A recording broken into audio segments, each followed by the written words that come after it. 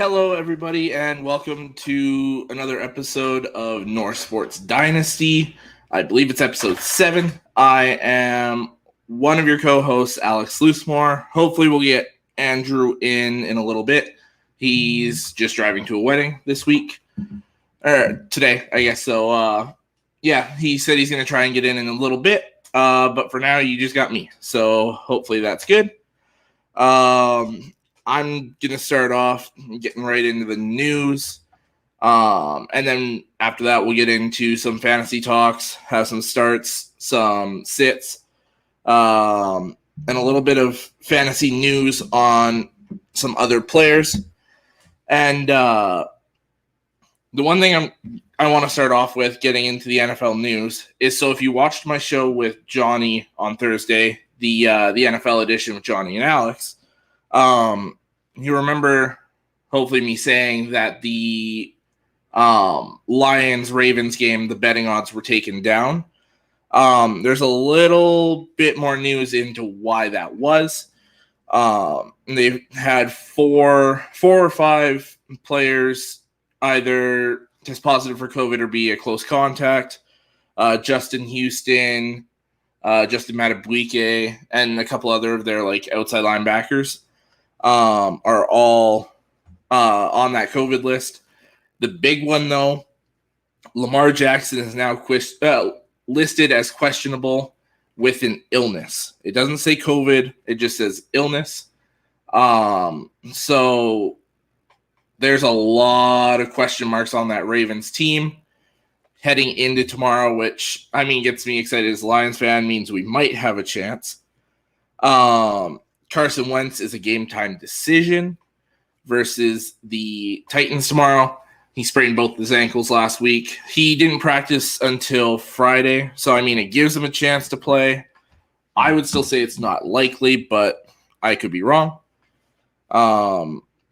Looks like Odell Beckham Jr., the receiver for the Browns, is going to make his season debut versus the Bears. Tore his ACL last week last season, and hasn't been in yet in the first couple games. On Thursday, the Panthers and Texans played. Christian McCaffrey injured his hamstring. He's likely to miss a few weeks. So if you've got Chuba Hubbard, or if he's available in your league, I suggest you go get him. They also used Royce Freeman as their other back, so those would be your two guys to go for. Another injury for the Panthers, unfortunately. Rookie corner J.C. Horn is likely to be out 2 to 3 months with a broken foot. Super unfortunate. As a rookie, you need all the playing time you can get. So, sucks to see him hurt. The NFL also announced in addition to their Super Wildcard weekend, where they did the 3 games on Saturday, 3 on Sunday. Now I believe they're taking, correct me if I'm wrong, I believe they're taking 1 off Sunday, and they're moving it to Monday night. So 1 extra Monday night game on the season.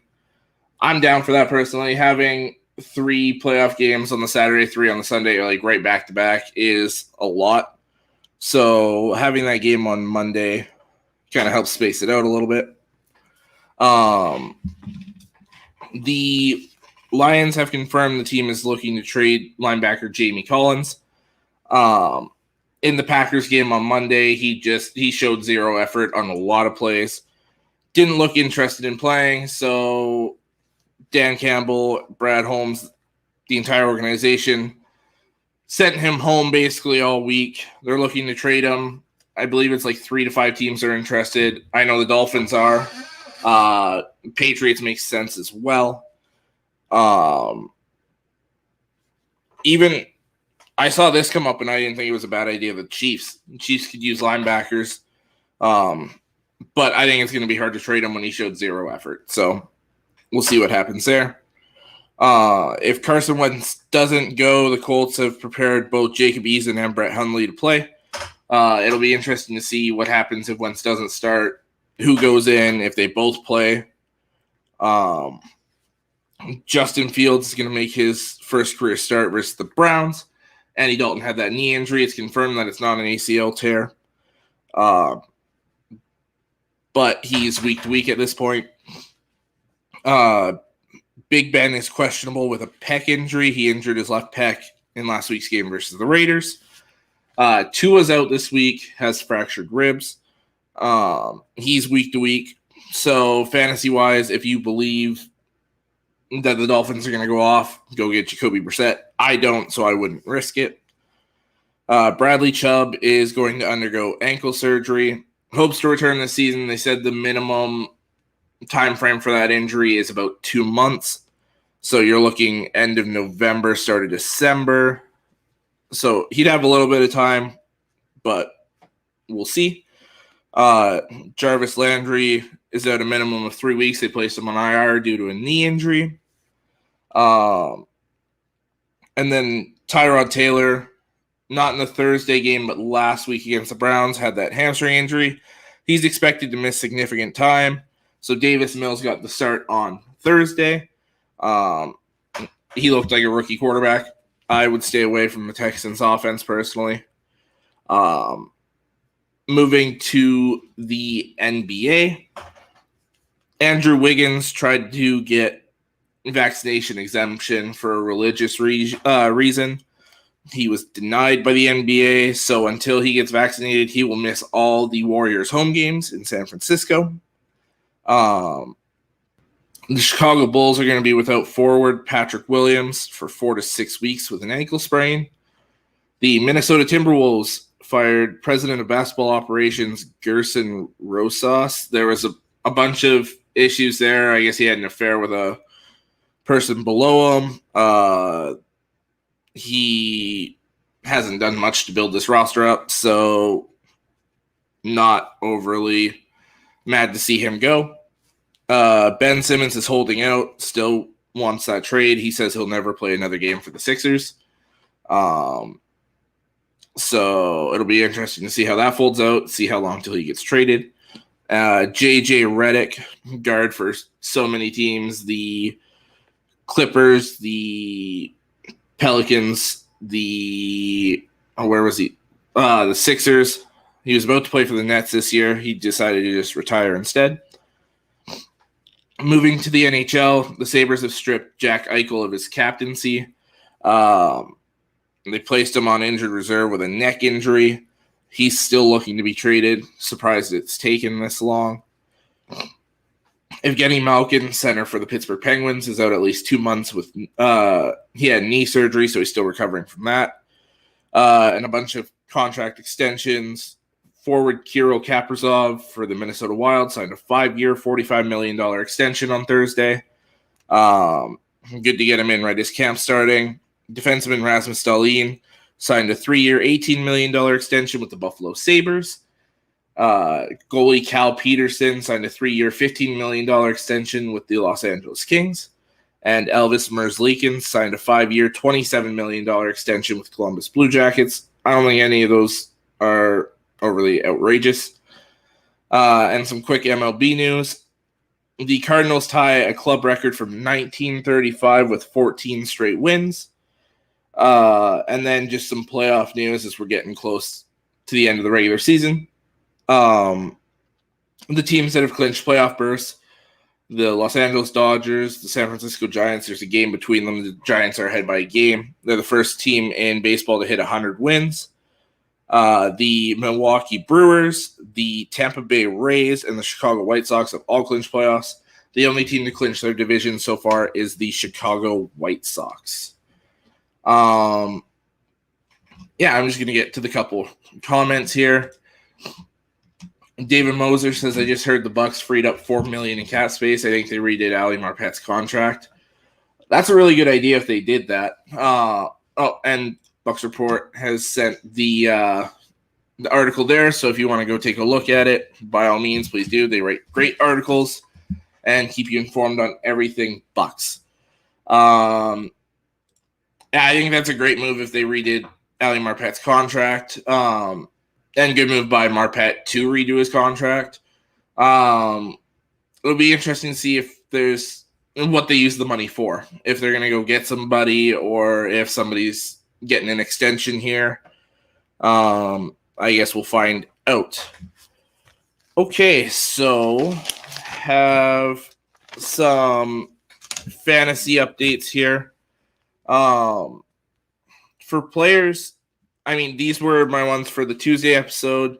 More waiver wire picks, but top 5 starters, sleepers, and bench. To me, starters, I was wrong when I said there's no real receiver in Detroit. Watching that Green Bay game, I know it was on the second corner, Kevin King, and everybody cooks on Kevin King. You Buccaneer fans know that very well from the playoff game. Quintez Cephas has kind of emerged as the top receiver, not named TJ Hawkinson in Detroit. Is getting a really good connection with Jared Goff. There was a couple off throws by Goff where Cephas made a really good play on it. So that's a good guy to pick up in the near future here.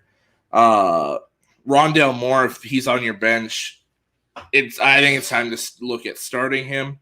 He's getting a bigger role every week. And with that speed, it's hard to deny it. You can use him as a gadget player out of the backfield, in the slot. There's so many different ways they can use him. Sterling Shepard, the receiver for the Giants, he's coming out as their main guy. It's not Kenny Golladay. And with so many weapons in New York not doing too much, it's time to look at Sterling Shepard as that number 1 fantasy guy. I said Cordell Patterson, the wide receiver turned running back in Atlanta. He's, with that speed, he's their biggest weapon out of the backfield. I like Mike Davis, but it's time to go Cordell Patterson there. And he played really well on Sunday. We'll see how he does tomorrow versus the Giants. And this week it's Sony Michel. Darrell Henderson hurt himself last week. So Sony Michel's turn to take over. Before I get to the sleepers, just a couple comments here. What are the thoughts on the Bucs making cap room? I think it's a really smart move, personally. And this one, do you think the Bucs sign Richard Sherman or Josh Gordon? Josh Gordon doesn't make any sense to me. There's so many receivers there. I mean, if they wanted to, why not? But I think they stay away from it. And Richard Sherman, I don't think they go after him unless there's another injury in the secondary. I think they're fine with what they've got, even with the injuries they have. They picked up, I can't remember what his name is, but they picked up another depth defensive back this week. So to me, I don't think it's either of those. I think they're just kind of preparing in case they need to go get somebody, if they're going to do a trade or pick up a free agent. But to me, I think it's just preparing for worst case scenarios. Okay, I'll move to my top 5 sleepers now. Tony Pollard is my number 1 sleeper. He's eating away at Ezekiel Elliott's carries. Looks like the Cowboys love him, and it looks like they're preparing for him to take over next year as their main guy. If they can trade Zeke Elliott or maybe release him, I think this is going to be Tony Pollard's offense next year. Well, from the running back position. Braxton Berrios, the receiver for the Jets.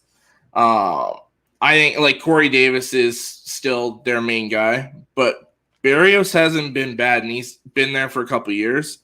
I've looked into Berrios more and more each year, and I think this is the year I would pick him up personally.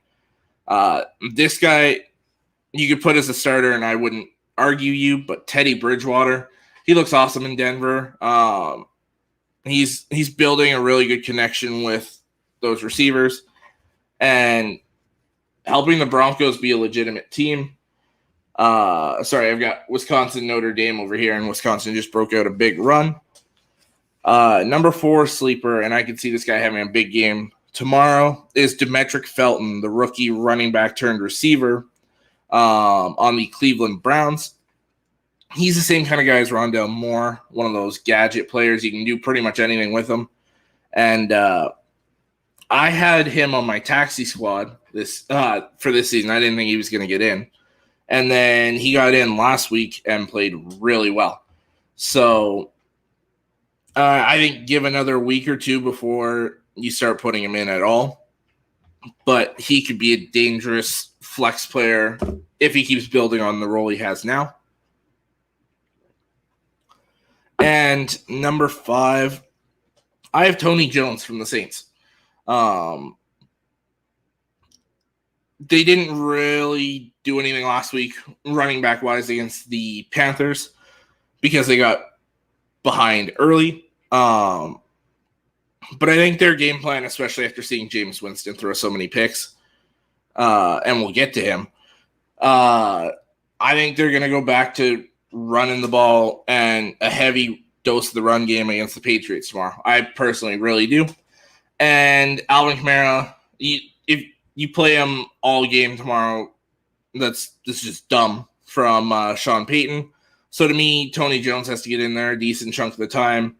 And I think he could do something behind that offensive line.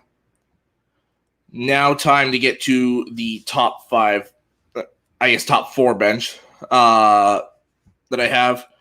I said we'd get to him, Jameis Winston. It's time to stop the hype on this MVP campaign from Jameis Winston after that 5-touchdown performance, or 4-touchdown, whatever it was in week 1. He went back to typical Jameis Winston last week. And this is a really good Patriots defense. I don't expect it to be any different. To me, if you're keeping Winston on your roster, he's got to be on your bench, and you play him only when your starter's on the bye week, or if you like the matchup that week, or I would just drop him personally. Christopher Cole, thank you for tuning in. Number 2 bench for me is Larry Roundtree. This is a guy. For a redraft, you bench Larry Roundtree or drop him altogether. Just the way that offense is going. Eckler's their main guy, and then Roundtree and my number 4 bench, Justin Jackson, are fighting for carries. Depending on the game, they're just going to ride the hot hand for that second running back. Week 1, it was Roundtree. Last week, it was Justin Jackson. So, yeah, bench both those guys. And then Peyton Barber. They said he was going to be the number 1 back with Josh Jacobs out, and he was not. It was Kenyon Drake. So Peyton Barber, I would drop him personally. We have an appearance from the other co-host. I'll bring him in. How we doing, Andrew? I'm good, man. I just got to the hotel. Let's figure out this phone here. I'm a little, let's say, I'm not inebriated. I drove here because that'd be wrong. But I am definitely in fucking party mode. My ears popped on the way here. Like they severely popped. We went down this hill and I was in pain. I was like, what the hell is going on? And so now I'm in this hotel room. I figured since I got here in time, I would pop on for a couple of minutes, talk to my co-host. So to everybody who's viewing this today, he's taking over because in like 5 minutes, 10 minutes, I'm going to be way too drunk and other things to even consider trying to do a live show anymore past this point. So what do you got for me, boss? Well, I was just about to do the little bit of fantasy news you gave me, but if you want to do it, if you want to announce it here, by all means, go for it. Yeah. Okay. So I gave Alex 3 things for everybody to like kind of mull over here. It's not necessarily the greatest stuff, but like you need to hear this. So for Dynasty owners, James Robinson, a lot of people are just trying to give him away, even like I have. That's all changed after some rumors that I've been hearing that some teams are actually trying to acquire James Robinson because the Jaguars might not necessarily be in full rebuild, but they might want to obviously just get a nice pick, get reset for next year when Travis Etienne comes back. They can run with Carlos Hyde, just things like that to consider. So if you're in Dynasty, if there's a team that's, in needy mode for a running back. They're probably going after James Robinson. So, if you can in Dynasty, trade for James Robinson because he might be of value to you past this year. Just bench him for a bit. Justin Fields is starting. Fields is starting for the Bears. Hey, Bears fans, are you ready for this fucking endeavor or whatever the hell is going to happen here? I'm just telling you guys right now. Rookie quarterback. And one thing that I always love about rookie quarterbacks is they pass to the running back. So if you have David Montgomery and for some odd reason you've been on the fence about David Montgomery this week, play David Montgomery. I know a lot of people are like, well, yeah, Andrew, that just sounds very idiotic to not even consider. No. There's people on the internet who are actually like, well, there might be other people to play in the flex. If you have 3 running backs and David Montgomery is currently in your flex position, you're probably going to win this week. Okay? That's almost the inevitability. Also, my third one, KJ Osborne. KJ Osborne, this little son of a batch of cookies has been. Here we go. This little son of a batch of cookies has been chilling on people's waiver wires for like the last, I don't know, like week or two now. And people are paying like $28 fab for fucking Swain from Seattle, which I get. Like, I'm figuring this out. There we go. But like, that's the thing. He's still a third option. They're like, oh. So if you want a third option that you can get for way better on the fab and the cheap, KJ Osborne, like Kirk Cousins is just going to toss it. And Dalvin Cook, like we know what their offense is, okay? Yeah. There's 2 things that they do. They give it to Dalvin Cook or they don't give it to Dalvin Cook. Like Kirk Cousins is 2 different things that Kirk Cousins does. That's it. So that's my 3 things for you guys this week. I'll do a 4th one because I've made some trades, made some offers.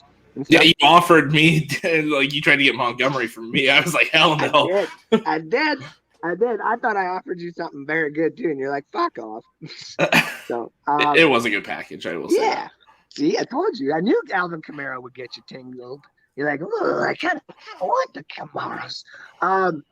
They have fucking Myles Gaskin for the Dolphins here. So obviously Tua's gonna be down, and he's only averaging like 8 or 9 carries per game. But that's good because his receptions and his targets for receptions are a lot higher. And in a PPR league, that actually gives you more points than him running the ball. So, sorry, just had a massive head. Oh, there we go.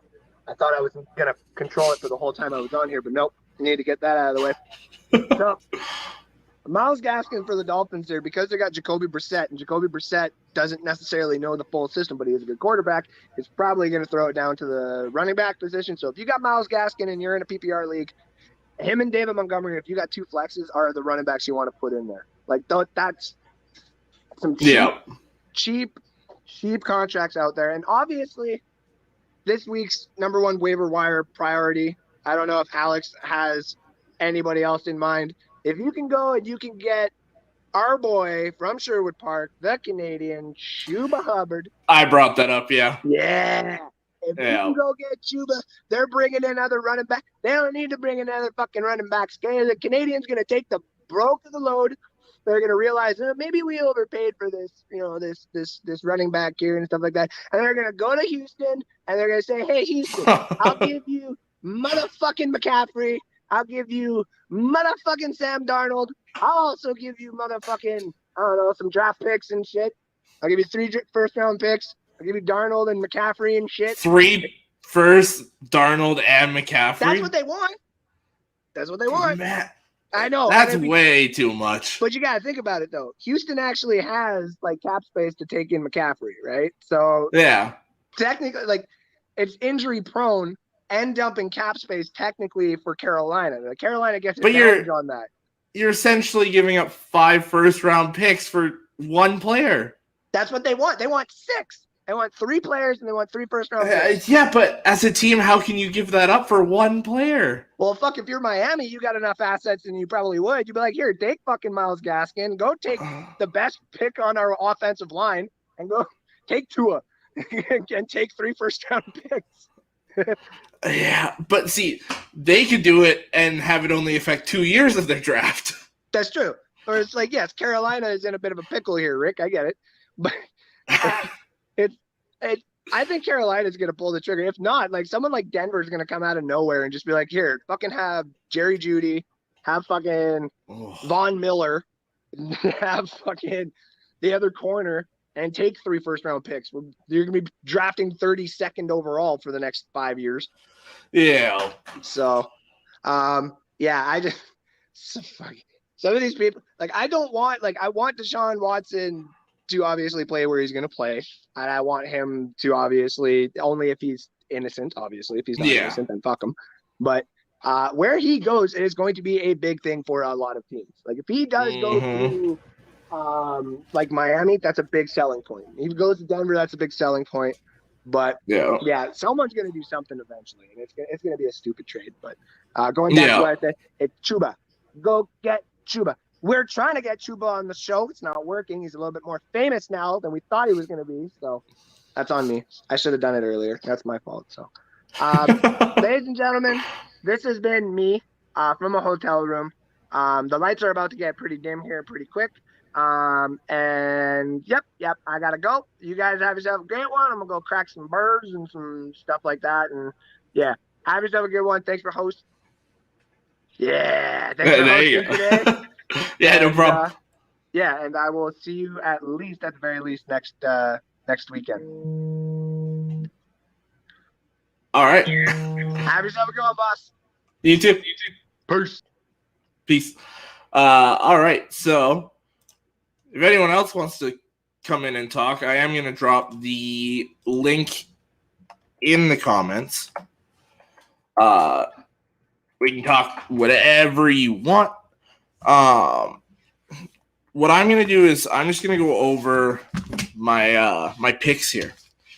So I'm just going to go game through game, including that Thursday game. Keeping track for the NFL edition, me and Johnny are keeping track of our records, including that Thursday game. I am 20-13.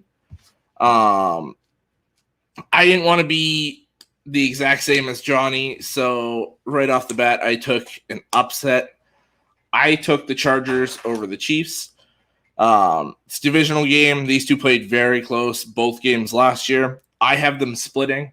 If this is the case, I have both teams winning on the road because the Chiefs are at home.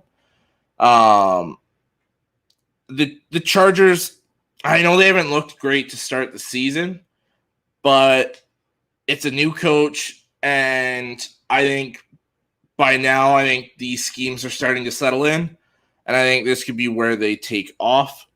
They've got all the talent to do it. Everyone's still relatively healthy, and that Chiefs defense, there's a lot of cracks there. Baltimore showed it. So I think this could be a shootout. It's a 7-point spread. I think the Chargers definitely cover that. I think both teams could score high 20s, low 30s very easily. So I've got the Chargers there. Cardinals versus Jags. I think this one gets ugly pretty quick. I don't think the Jags can hang with the Cardinals, especially with the Cardinals' improved defense. It's a 7.5-point spread there. I think the Cardinals easily beat that.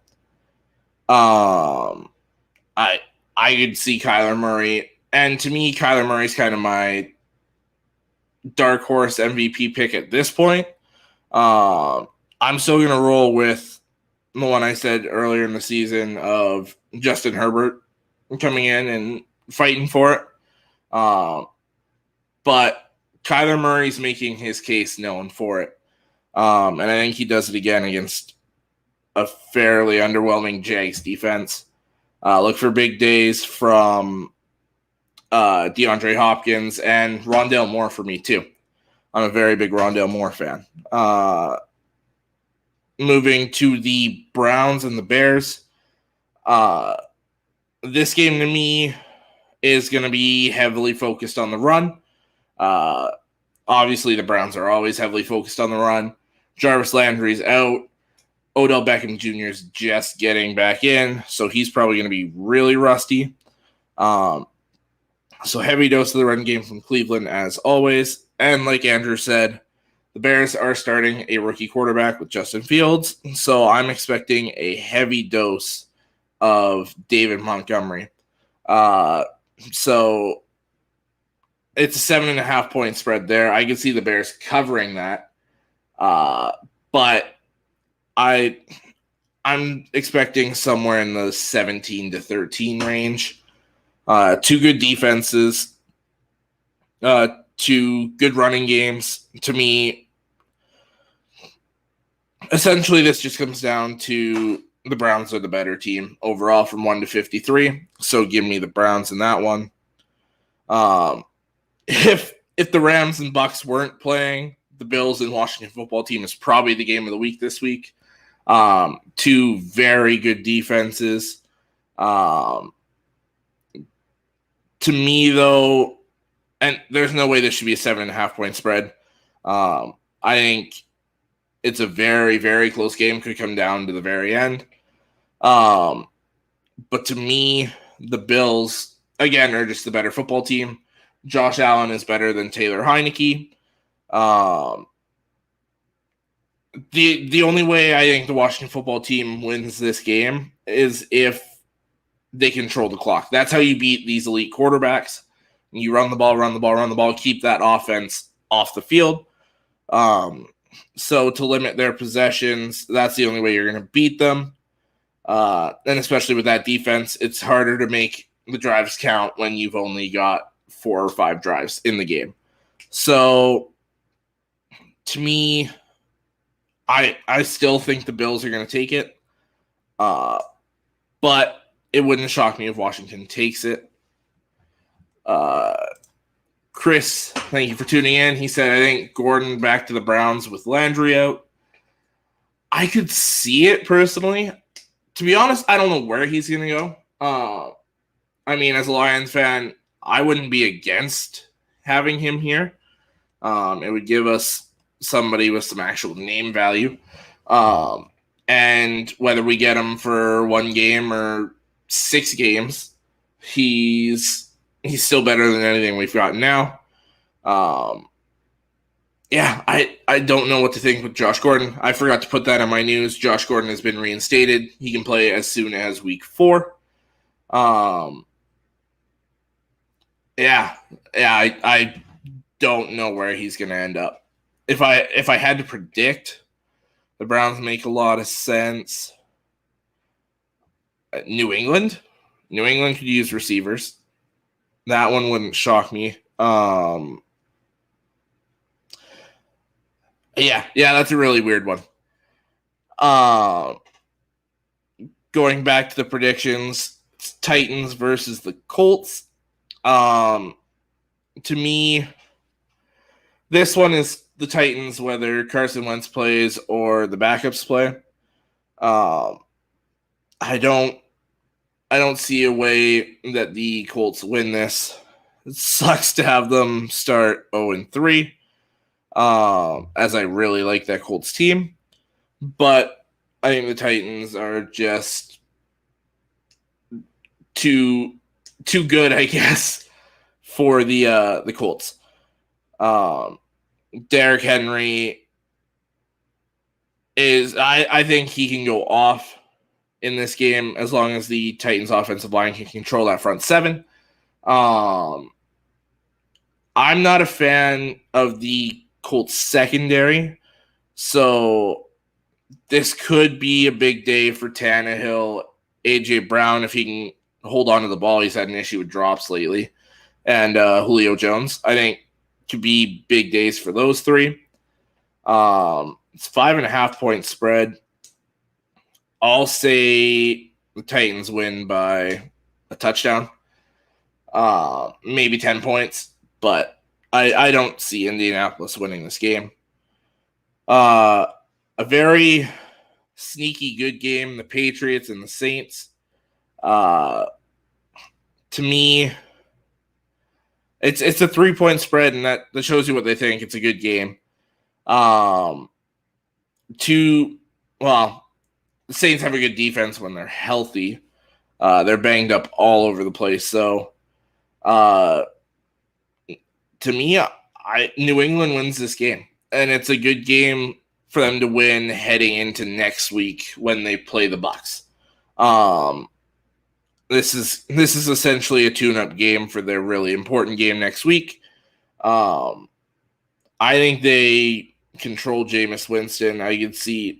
I predicted 3 picks. One of them goes for 6. When I was talking with Johnny on Thursday, I think the Patriots win this by 10 points, 14 points, a 2-possession game for sure. Giants and Falcons. This one is really tough to pick because I can realistically see it going either way. If the Giants blew the Falcons out, I wouldn't be surprised. If the Falcons blew the Giants out, I wouldn't be surprised. If either team won a close game, I wouldn't be surprised. I guess the only way I'd really be surprised is if they tied. It's two teams that are going to be picking up at the top of the draft. I'm glad my head is covering the NFC East one because I had the Giants placing second in that division and getting a wild card spot. That is not happening this year. That offensive line is awful. It's a good thing Saquon Barkley can do a lot with a bad offensive line because he's going to have to this year. To me, this is another 3-point spread game. I'll take the Giants by 6. I don't see the Falcons' offensive line. I just talked about how bad the Giants' offensive line is. I think the Falcons' offensive line is worse. I don't see them really holding up against the Giants. Have a good front 7, so I could see that being the difference in this game. They're going to get to Matt Ryan. Realistically, the difference in this game with the bad offensive lines is Daniel Jones is more mobile. He's going to be able to get away from pressure some of the time. Matt Ryan's pretty much going to sit there and eat it. So give me the Giants over the Falcons. Steelers-Bengals, a really good game between 2 divisional opponents. They've got it as a 3-point spread.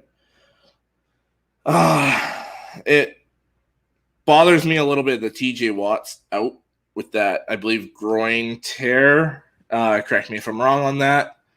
But yeah, I honestly don't know which way to go in this one. I'll take the Steelers. It's 2 teams right now pretty much built the same. Really good running backs, no offensive line, good weapons. The difference, though, is the Steelers' defense is way better than the Bengals. So I'll take the Steelers in that one. I'll take the 3-point spread. I'll say the Steelers win by a field goal. The Ravens-Lions game. This all depends on what players for the Ravens are actually playing tomorrow. As I said before, they've got like 4 or 5 players added to the COVID list recently. Lamar Jackson is questionable with that illness. So we don't know what Ravens are taking the field. If he's unable to go, we just had this discussion on Thursday. I wanted to say Brett Hundley, but I know it's not him because he's on the Colts. Tyler Huntley, I think. Sorry, I'm just going to look it up quick because it's bothering me.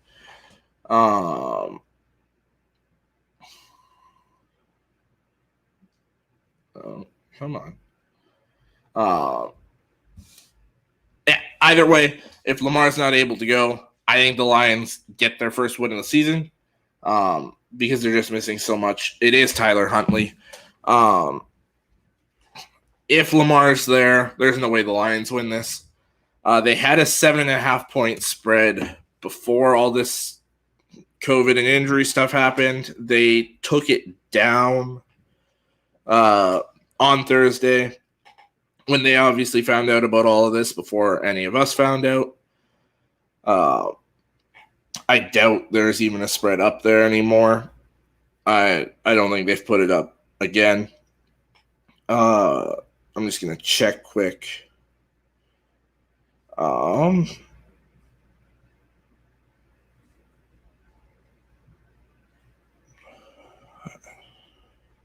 they put it back up at 7.5. Okay, interesting. So that leads me to believe that Lamar Jackson is playing tomorrow. Yeah, if Lamar's in, the Ravens win this and win it pretty big. I was saying on Thursday the Lions could keep it close with that running game, and especially with some of those defenders being out, that could be the case. But the Ravens win this either way. The biggest spread of the week, they have the Broncos as a 10.5 point favorite over the Jets. Jacob, if you're watching this, I'm sorry. The Jets are not winning this game. The way Teddy Bridgewater's been playing at quarterback, it's just not happening. He's playing really well in that Broncos offense. He's not making mistakes. Making the Broncos a legitimate playoff contender. So, to me, the Broncos win this and win this handily. They'll win by more than the 10.5, I think. Somewhere in the range of 14 to 17 points. I'm going to leave the Rams and Bucks game to the end like we did on Thursday because the fact that that's not a primetime game blows my mind. Whether it should have been the Sunday or Monday night game, but it is what it is. The Vikings over the Seahawks. They have this as a 1.5 spread. The Seahawks are the favorite in this game, even though it's in Minneapolis. I see the Vikings taking this. I really do. And I see it pretty much the same formula as the Titans did last week. Even if the Seahawks get ahead, control the clock with that running game. Get Dalvin Cook the ball, get him the ball a lot, and I think you'll be okay. The only way the Seahawks are going to shut down that Vikings running game is if the Vikings offensive line can't get to Bobby Wagner.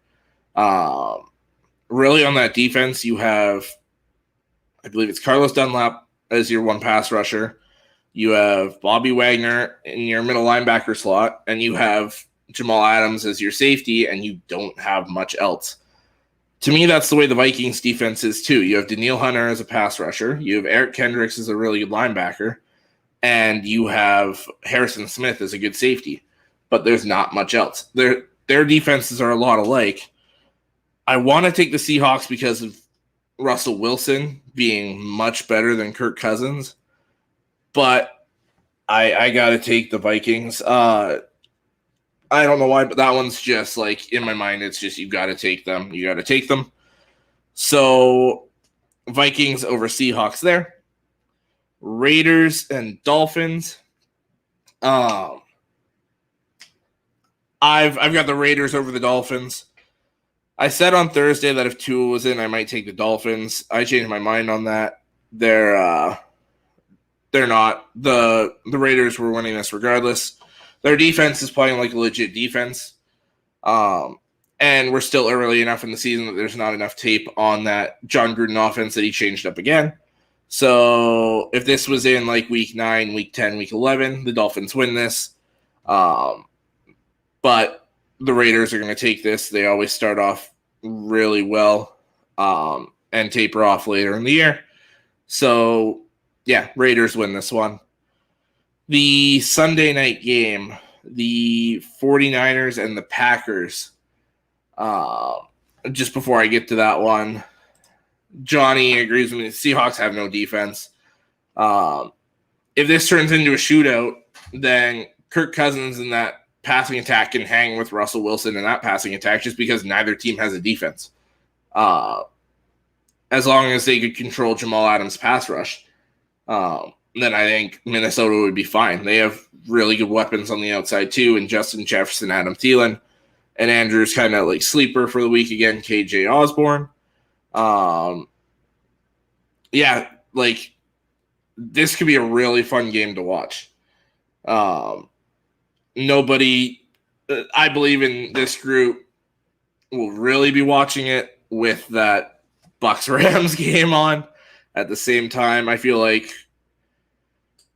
unless your team's playing in that same slot, you're watching the Bucks-Rams game. To me, that's a preview of the NFC Championship game. It could really be who has home field advantage in that NFC Championship game. Christopher Cole says they should have switched the Giants game to the Rams game. To have the Rams-Bucks game play in the early window? I don't know. To me, unless you mean like the Cowboys-Eagles Monday night game. But instead of playing in the early window, I would have pushed them later. I know, but I mean, I'm more west, so to me, the night games, the Thursday night, Sunday night, Monday night games start at 6:30 p.m. So it's a little different for me to watch it than for you guys to watch it starting at 8:30. So yeah, if that's the case, I can see what you mean. To me, I want it later though. I don't want that primetime game for that game. Back to the 49ers Packers. The Packers can play like everyone knows they can. This is two really good teams going at it. Even when they played my Lions there, I didn't think they were hitting full stride yet. Like, to me, that was an above average Packers team. Just playing a really bad Lions team. To me, the reason I'm taking the 49ers is that front seven. If you watch the game on Monday, the Lions front seven, or I guess front 3 or 4, caused a lot of issues for Aaron Rodgers. We got 2 sacks, got quite a few pressures. We were on him quite a bit that night. And the 49ers have a much better pass rush than my Lions do. So give me 4, maybe 5 sacks from the Niners on Sunday night. This offensive line isn't where it should be. Bakhtiari's still out. It's a really, really young offensive line.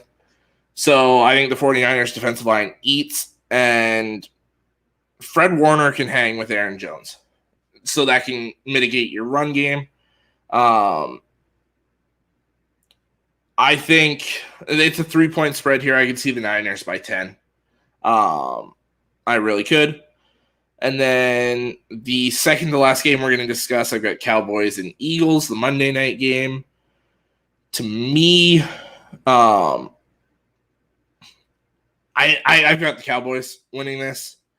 The Eagles, I think, are going to kind of start crashing back to earth to what everyone thinks they're going to be, or what everyone thought they were going to be preseason.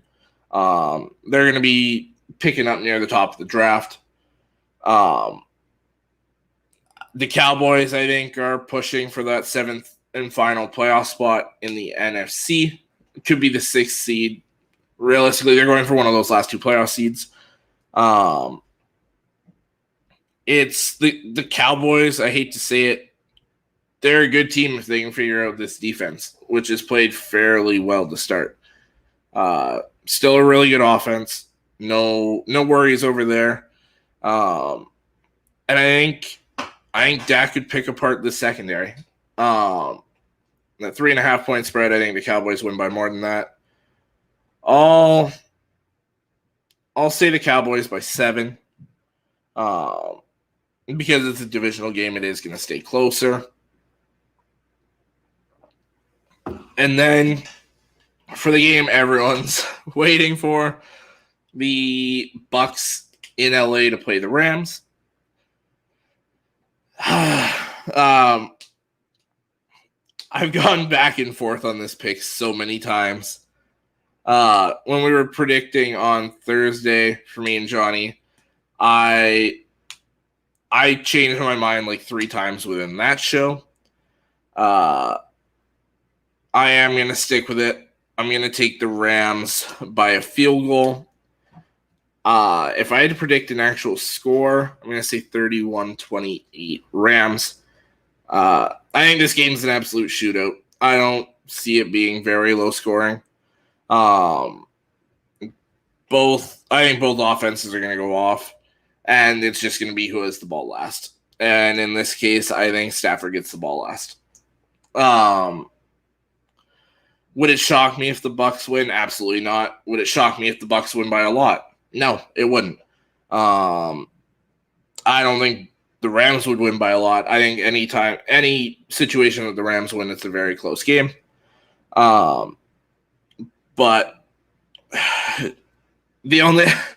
I'm taking the home team. That's what I'm doing. If this was in Tampa, I'm taking the Bucs. But yeah, I'm ready for the backlash if it comes. And Johnny said Rams loser. Yeah.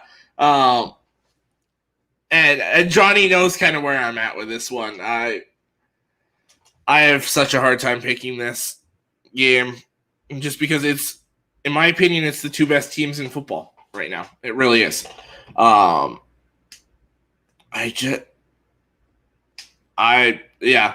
In close games like this, in my mind, it's take the home team. No, I'm taking the Rams, not Stafford. Like I said, it wouldn't shock me for the Bucs to win this big. I think whoever gets the ball last in this one, and I'll flip a coin and take Stafford as the last one to get the ball there. I'm just hoping for a really good game out of that one, whether I'm right or wrong on that pick. I don't care. I just want a really good game. Johnny also says, I hate waiting on late games. 4 p.m. or 8:20 p.m. games drive me nuts waiting for them. Yeah. And it is kind of hard to sit there. And by the time you're getting to the Sunday night game, that's like your third game of the year. Third game of the week, sorry. So it's a lot to sit there and like just watch all day. I mean, this early in the season, it's not because it's still football's still getting back into it. So I personally love it. But yeah, once you get into the middle of the season and late of the season, it's harder to sit there and watch all three sets of games all day long. Christopher Cole says, I thought the Giants game was on Monday night, and I was saying that the schedule makers should have put the Bucs and Rams on Monday night instead of the Giants and Bucs. Oh, okay, I see what you mean. I thought you were talking about the Giants game this week with the Falcons. That's the early slot. Yeah, the Bucs Rams game should have been a primetime game. The fact that it's not, like, I know it's Fox's like America's Game of the Week thing, but to me, it should have been a primetime game. And Johnny, I'm not lying. When Stafford was on my Lions, I picked us to lose a lot of games still. I'm not picking Stafford. I'm picking legitimately who's going.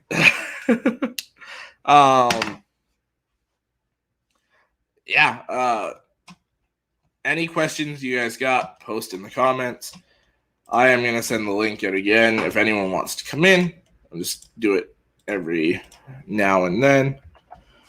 I guess I can talk some of this Notre Dame Wisconsin game is really good so far. It's 13-10 Wisconsin. Really good defensive game. They're going back and forth. They're in the fourth quarter. Literally pretty much just started the fourth quarter. What else do we got here? Missouri-Boston College is a really good game, 27-24, halfway through the fourth. Boston College is winning that game. Pittsburgh is up 77-7 over New Hampshire. That game is ugly. Virginia Tech is up 21-10 over Richmond. That game's pretty much over. Minute and a half left in the fourth. Virginia Tech's just killing the clock. I just realized I was on the only the ACC. Georgia's up 62-0 over Vanderbilt. Penn State is up 38-10 over Villanova. Coastal Carolina is up 36-0 over Massachusetts at the half. I know Johnny will love that one. What else we got here? Florida International is up 27-10 over Central Michigan. Just started the fourth quarter. Bowling Green is up 14-10 on Minnesota with 3:47 left in the fourth. Northwestern is up 20-0 on the University of Ohio with 7.5 left. SMU is up 42-27 over TCU. Sorry, I just got a message there. If you're trying to come in and the StreamYard link isn't letting you, let me know and I will send you a link personally. If you're trying to come in and talk and it's not letting you, I'm sorry. If you want to come in and talk, just let me know. Texas is up 63-28 over Texas Tech. Just getting into the early parts of the fourth quarter there. Temple is up 41-7 over Wagner. Sorry, just sending a link out here. Army is up 23-10 over Miami, Ohio. Oh, great. Okay.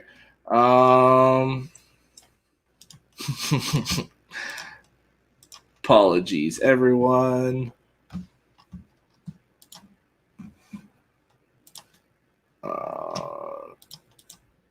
Seeing if it will work here.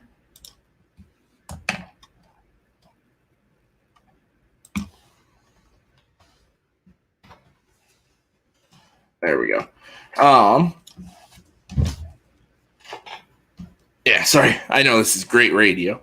Army's up 23-10 over Miami of Ohio. Boise State is up 17-3 over Utah State to start the fourth.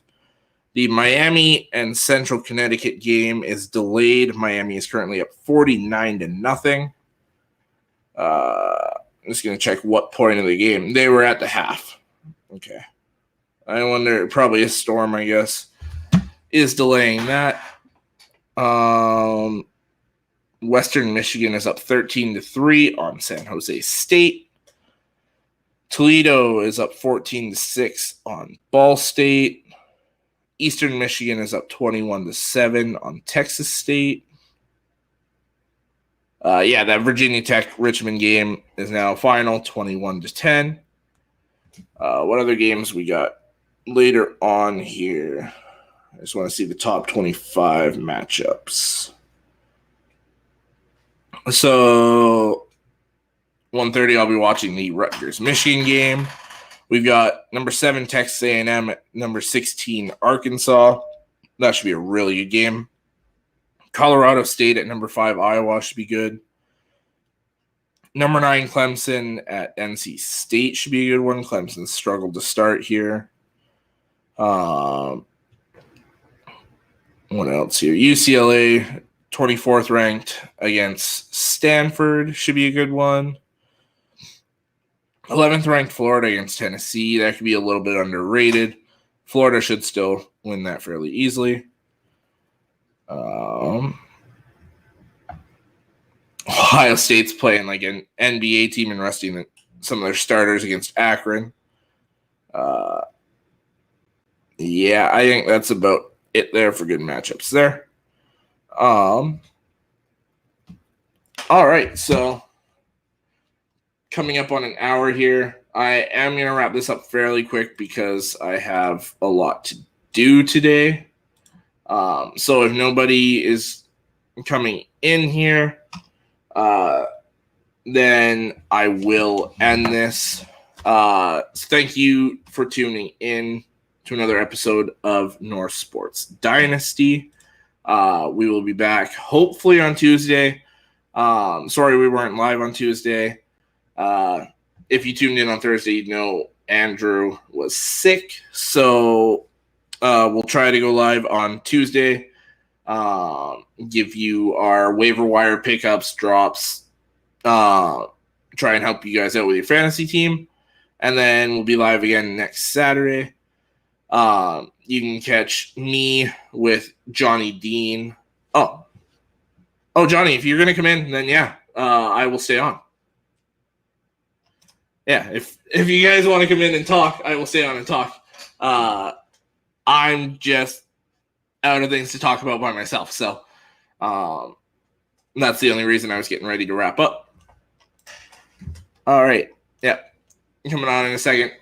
So yeah, the Notre Dame Wisconsin game, it's 17-13 Notre Dame, 13:49 left in the fourth. Wisconsin has the ball. This was an interesting one to start. So Notre Dame's starting quarterback is Jack Cohn, transferred from Wisconsin, played there last year, was their starter. They liked their guy they have starting now, Graham Mertz, was a 4-star recruit. They started putting him in, he transferred, and it just so happens that Notre Dame and Wisconsin play this year. So I believe Jack Cohn got injured earlier in the game,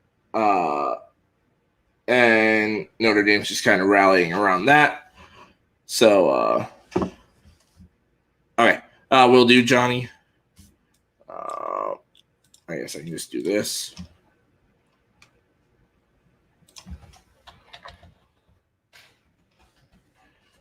All right, Johnny, the link is sent.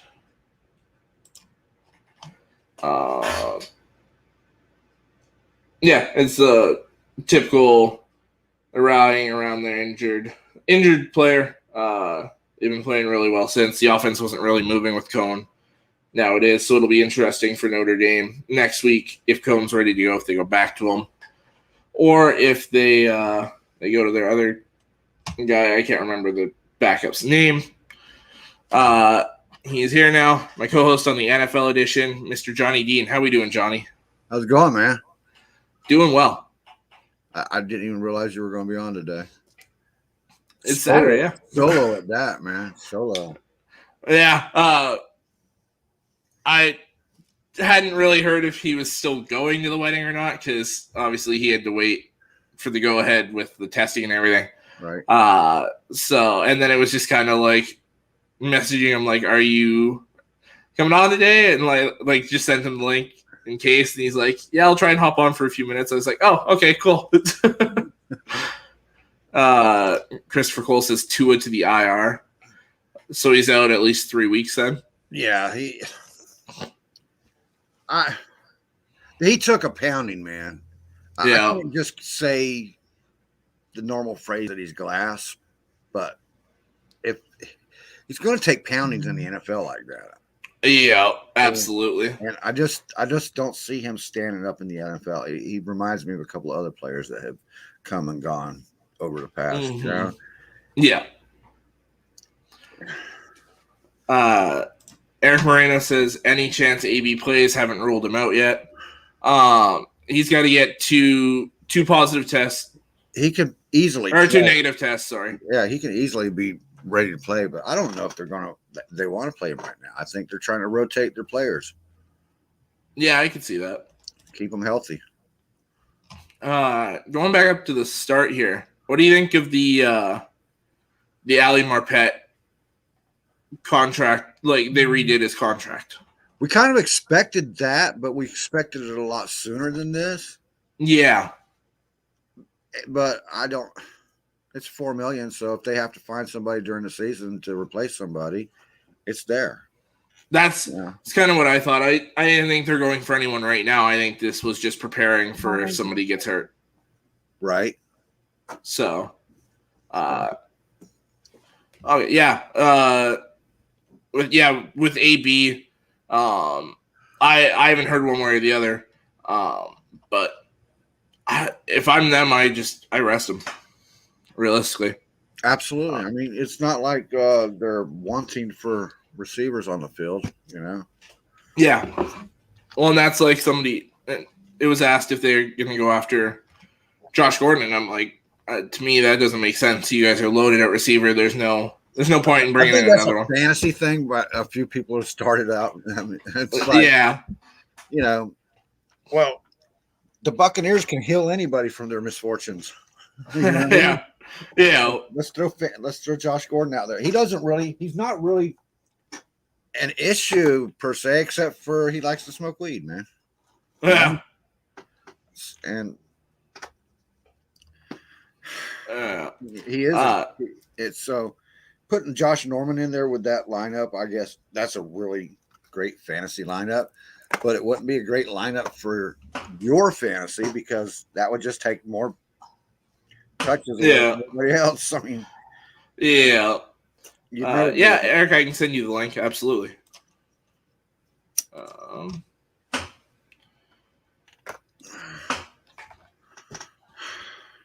Have you covered fantasy at all? Little bits here and there, yeah. Just some players I thought to start and to sit. I'm sitting everybody and starting everybody else. The one I'm going to be watching intently, and I have him in a lot of leagues, is Lamar Jackson. Did you hear about that? Yeah, he just got a little cold flu. I think that was just to give him practices off. Well, that's kind of where I'm at too. But I was like, you watch the designation, and this early in, and if it's already, what was his designation? It was questionable. Questionable. If you watch the ones that are probably out. Doubtful, yes. Yeah. Yeah. So. Yeah. Yeah, and I just had to explain that to Tracy today. I was like, don't overreact to a questionable designation. They're all questionable at the moment. Yeah. It makes my Lions game a little more interesting that 5 of their defensive players in that front 7 are gone. And I mean, a few of them are rotational guys, but I don't think if they can get that second negative test right before the game, they can play. But right, that just means they're gonna have to scheme more. We'll see what Winky can do. Yeah. I still don't see us winning that game, but I honestly don't either because now it's their offense. The Ravens defense hasn't really been the Ravens defense for like 2 years now. Nope. They're a takeaway defense, but without their cornerbacks in, that's slid off. People will remember here before long when Jimmy Smith and everybody comes back that, oh yeah, these guys can take the ball away. That was the most dangerous aspect of their defense for the last 2 years. Well, even Marlon Humphrey isn't playing like Marlon Humphrey so far this year. Well, he's on an island out there right now. Yeah. So yeah. They're going to a zone also, which is not their normal style. No, they've always had corners that can just lock up man to man. So right. So yeah. But even the corners they got right now, they can put 2 corners on both your receivers. Oh, yeah, absolutely. The only way I think we're going to be able to beat them is if Hawkinson goes absolutely off and somehow our defense stands up. But you're playing in Michigan, in Detroit? Yeah. Okay. Maybe that ain't going to happen because it's not even close to the stadium. So I don't know. I don't know how to I don't see it happening. Yeah. I think we're 0-3 and I'm okay with that. I've accepted it at this point. It didn't sound like it when I first turned on. I was barbecuing, so I turned the show on my phone. Yeah. First thing I heard was Alex describing how he might be able to take the Lions. I said if Lamar's out. Right.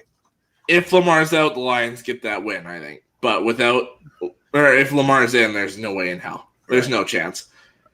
We got another guest we're going to bring in. How we doing, Eric? What's going on, guys? So let's say in theory, he tested negative at 12 o'clock and 12 o'clock tomorrow. It takes 4 hours to get to LA, and the game's at 4:25. They're going to sit him anyway, dude. I mean, yeah, that's why.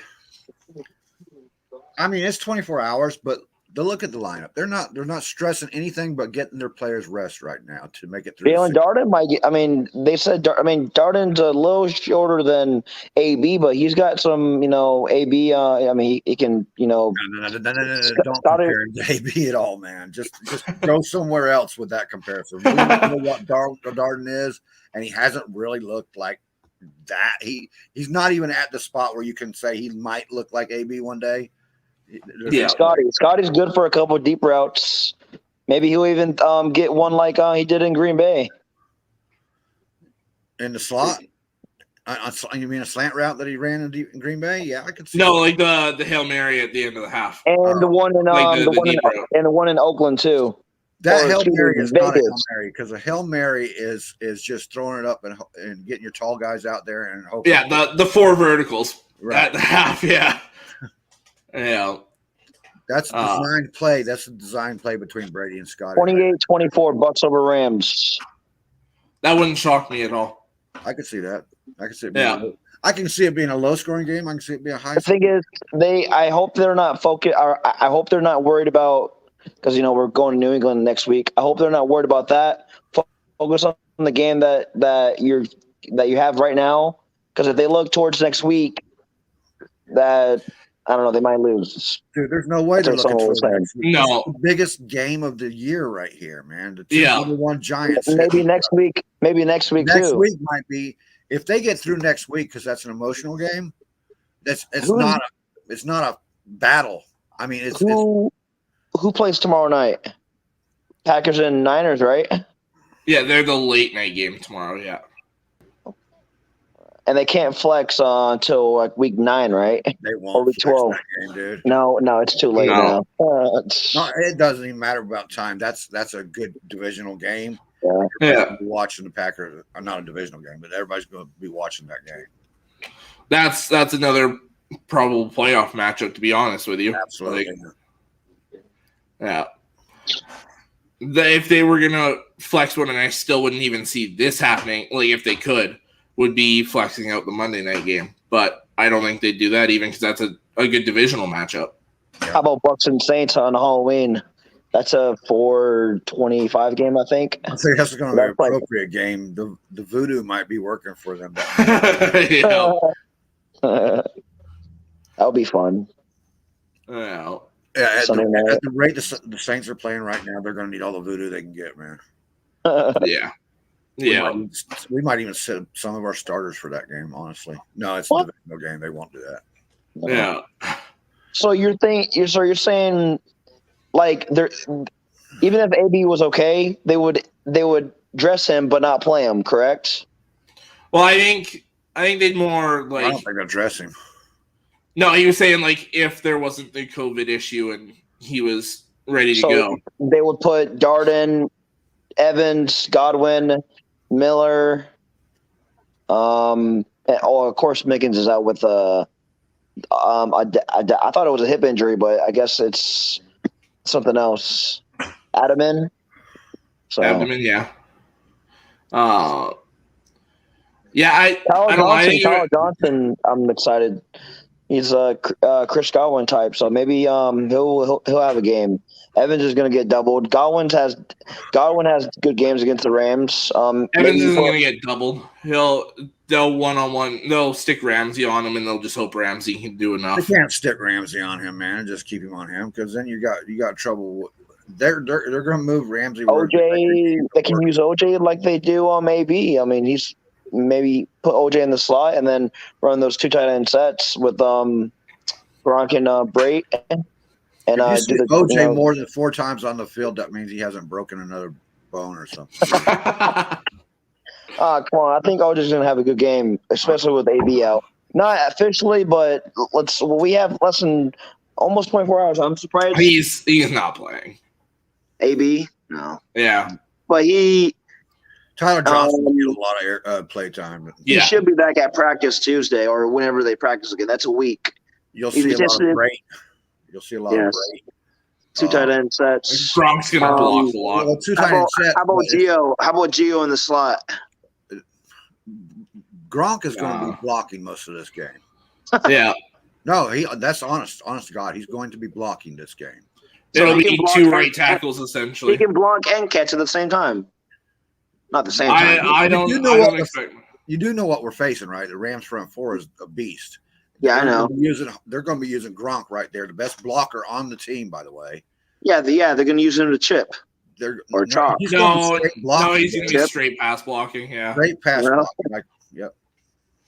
Especially in those passing situations, Aaron Donald flexes out to that end. Yeah, they're going to worse this.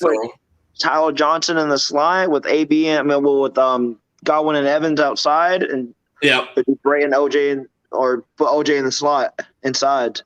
That's a mismatch. I don't think they're going to trust OJ whatsoever in this game. No, I think Tyler Johnson gets heavy slot reps. Yep. It's going to be a lot of break. If there's going to be a tight end catching balls, it's going to be break. Yeah. You're going to see Fournette in there a lot. Yeah. Because the Rams' vulnerability right now is their run stopping. Brockers, Donald, Floyd. Brockers is in Detroit now. Oh, Brockers? Okay. Yeah. Who's the other tackle? Sebastian Donald? Joseph Day. Yeah. He's played Who's well their- so far, Who's but their other rusher besides Leonard Floyd and Aaron Donald? Who's on the other side? Samson Abukum. Who?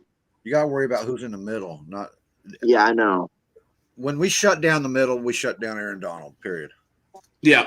Hey, and remember Marpet did not play last year in that game. He had a concussion. And, Well, see, Well, we still stopped Donald last year anyway. Yeah. and we should have won that game too. But Donald That pick at the end. Aaron Donald has been ineffective against the Buccaneers the last 3 times we played. And Stafford is 0-2 against Todd Bowles-led defenses. I was reading that stat yesterday. yeah, but it was with Detroit. So he's winless against a lot of situations. So Do you stick CD3 on Cup straight up or double Cup, and then put Dean on what's the other receiver? They're going to play a 2 Robert Woods. They'll probably play 2 over, or they might trust Winfield and them enough to let them go free. Devin White going to blitz. I mean, hopefully they have him in more blitz packages this game. I can see that. And Yeah. JTS with JB. I hope hopefully JP will be back. They're saying recommendation was rest was that's what the doctor said with with JP. Hopefully he's back in New England next Sunday. Tryon will be in during past situation. obvious pass downs. He doesn't have the strength yet to get in there for your run stopping, so you'll see a lot of roaches and we just Golson. William Golson. Nelson. Yeah. Golson's been the most reliable, reliable, not the best, but the most reliable defender of this team, man. Yeah. I don't think the Rams are going to run too much. I don't know if Darrow Henderson's playing. They got Sonny Michel. Sounds like if Henderson's playing, it's going to be in a limited role. Okay, and they got Sonny Michel because Cam Akers went down. Yeah. Earlier this year. I don't expect a lot out of Sonny Michel. They'll give I don't either. But it's going to be a passing game. They're going to hand it over to Stafford and let him air it out. You still got Vita and Sue. It's tough to run against that. Well, and Sue are going to Sue. Instead of run stopping this week, they're going to be flushing that quarterback. They're going to be Rams have a good O line. Yeah. It's played very well so far. They don't have Sue or Vita. No. They know that's a weakness too because they had Vita there. I mean, Yeah. Johnny, what's your prediction? You think in the 30s or high 20s? Both teams. What's the over under on that? 54, right? 55.5, I believe. 5.5. I'll go the over because if they both start cutting loose, man, there's no 31-28. That's 60. Victory report said 30-27. Here's a stat, man. In 30 games, the Rams haven't allowed a 30-point game against them.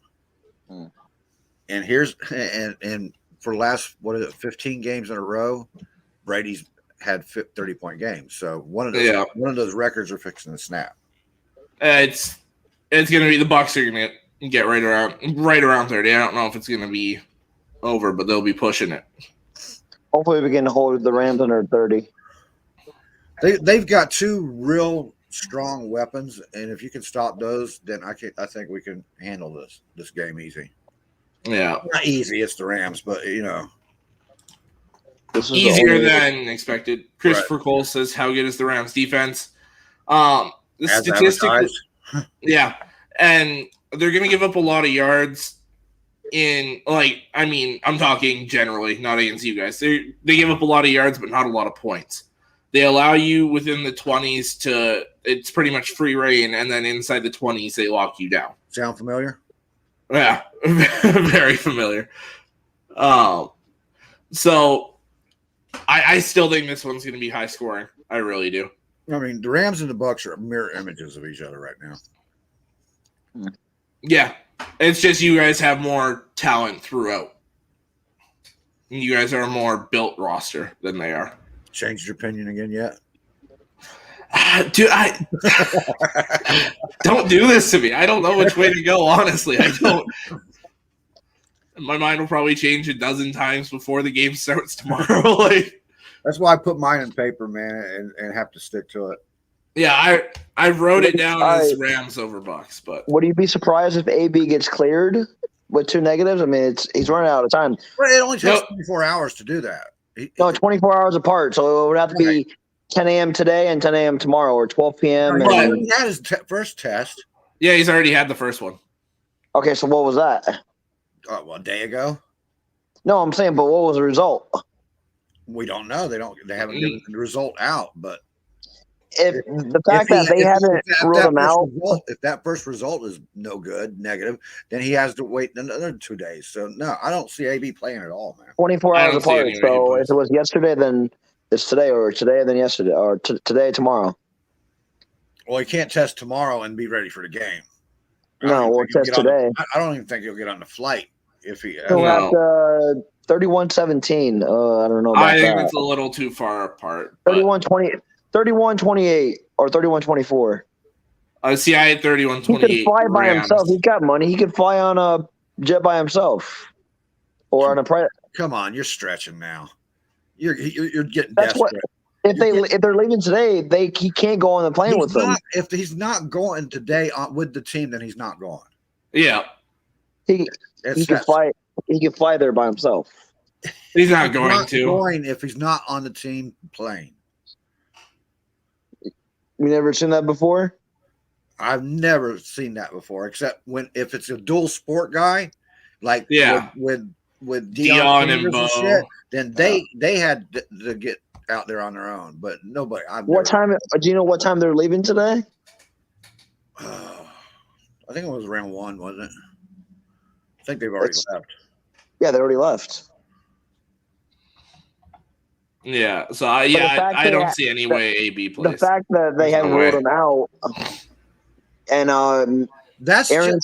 Aaron said Minter was more close, and AB they said they had a chance. He had a chance, but very questionable. He deemed AB very questionable. That's like a little less than doubtful. That's him telling all the information he can say without giving up too much information to the Rams, man.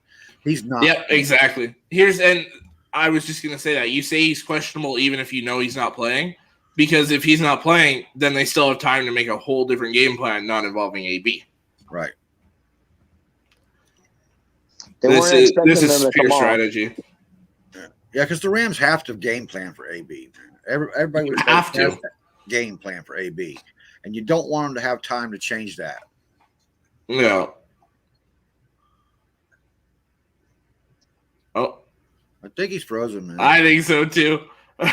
Either that or he had a stroke.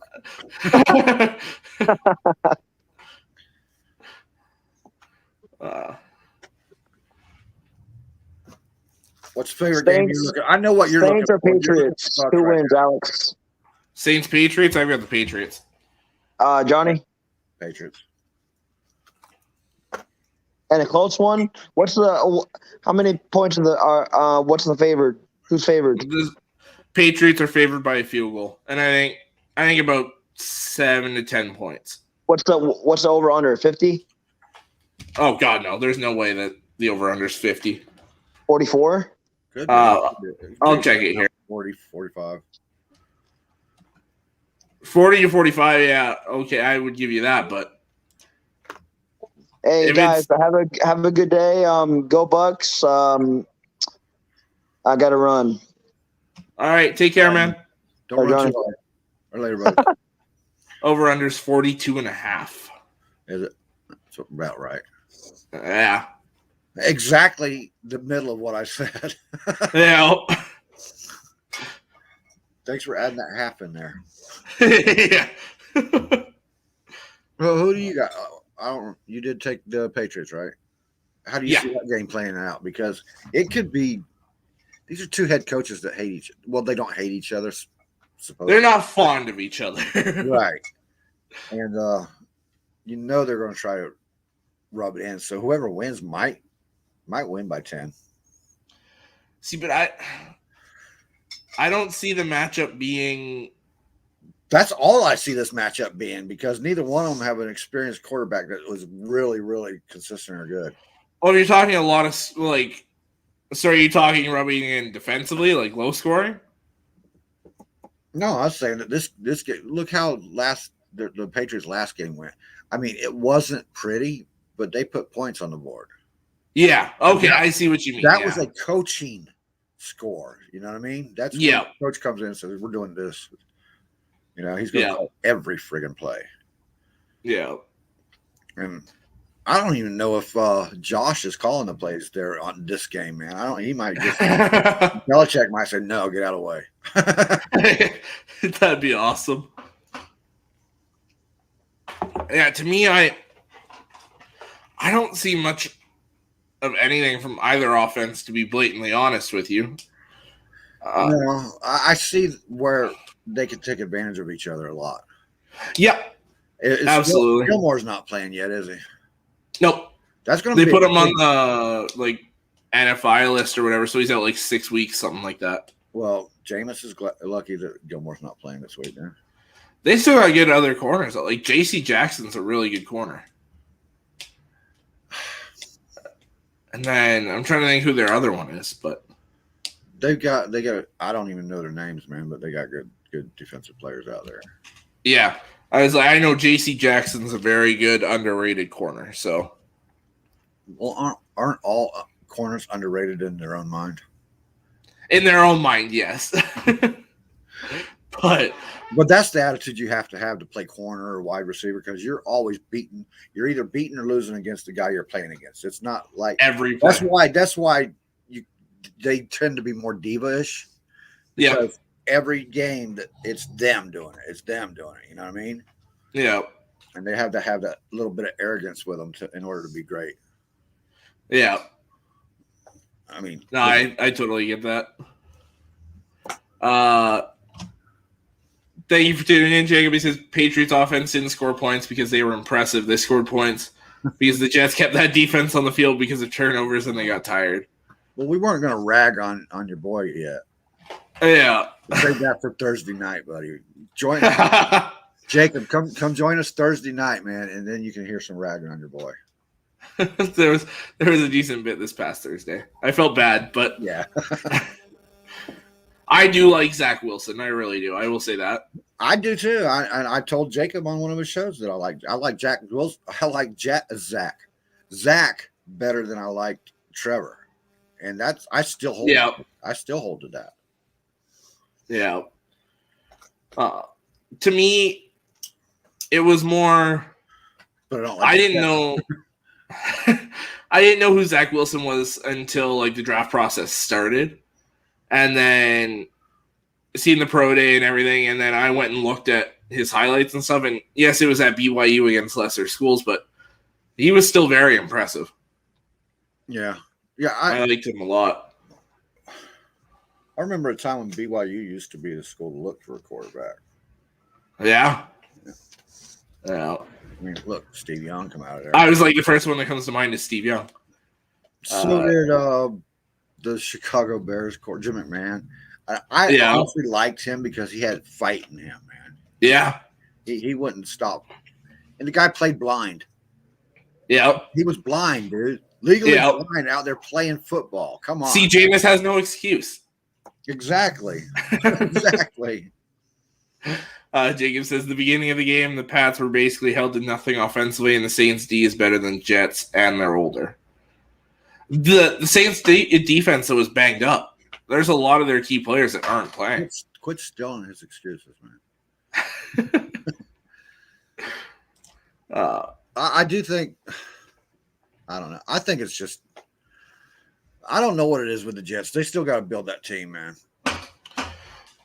Yeah, and I mean, like, I like Salah. I do like their head coach. He was the main guy I wanted in Detroit this offseason. Yeah. He was my number one guy, and then Joe Brady was my number two because I wanted that. I fell into that young offensive-minded guy. And then third was actually Campbell. So we got my third guy that I wanted, and then give me the GM. Old and experienced. Old and experienced. I want. That's what. Yeah, but you're not gonna find that when you're searching for a head coach now. There's still some out there. Who? But I mean, Campbell. There's cannibalism and stuff. I don't know. Whatever. Do you know? I saw this on Monday. He's the only person that ever played for Bill Parcells that is now a coach. It's never happened before now. That's shocking. Yeah. I saw it and I was like, wait a minute. And I looked it up and yeah. Maybe it's because all these guys that played for Bill Parcells says, I don't want no part of that. I don't want to turn into that guy. I can see that. I'm trying to think if there was anything else really. Do you have anything else to talk about? Well, since Jacob's in there, we can talk about how the Niners defense is looking without Salah. Oh yeah, that works for me. To me, and I mean, I watched them. There was supposed to be a huge drop off when Salah left, so I haven't seen that huge drop off. I've seen some.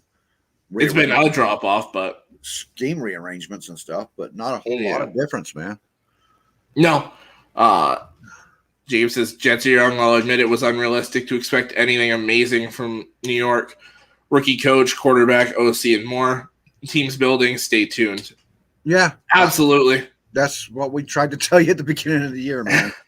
Yeah, I agree with you. I think they're building. I think they're going to do well in the future. Yeah. They're building kind of behind time right now. They're building behind the Miami Dolphins and the Bills, and even the Patriots are still going to be building right now. So yeah, they're kind of the last ones to kickstart that process. So yeah, wait a couple of years, we'll see where you're at. I do like their future though, especially if Wilson pans out. Salah's going to be a good coach. He's one of those guys that players rally around. You've got a lot of good pieces in place as long as you can maintain keeping Marcus May and Quentin Williams and these guys. You've got pieces to build around. It's going to be hitting on these draft picks. Now they might get a head start. They might get a jump on Miami because Miami's going to have to find a quarterback. I think so too. Yeah. Thanks for tuning in, Jacob. All right, bud. All right, man. You want to shut down? Then I'm good with you. I'm done. All right. I ain't got no more. I'll get back to my barbecue. All right. Thanks for coming on, man. All right. No problem, bud. All right. Kyle says, does this mean that the Lions will win a game with all the COVID cases for Baltimore? Miracles do happen. Like I said earlier, the only way the Lions win this game is if Lamar is out with that illness tomorrow. If Lamar Jackson is the starting quarterback for the Baltimore Ravens, no way do my Lions win that game. It's not happening. Yeah, I am going to wrap this up, though. I got a 2-hour drive ahead of me here. I still got a pack, too. So thank you for tuning in to another episode of North Sports Dynasty. Like I said earlier, hopefully we will see you on Tuesday. I just got to get confirmation from Andrew. And if not, we will definitely see you next Saturday. Yeah, that's all I got. Take it easy.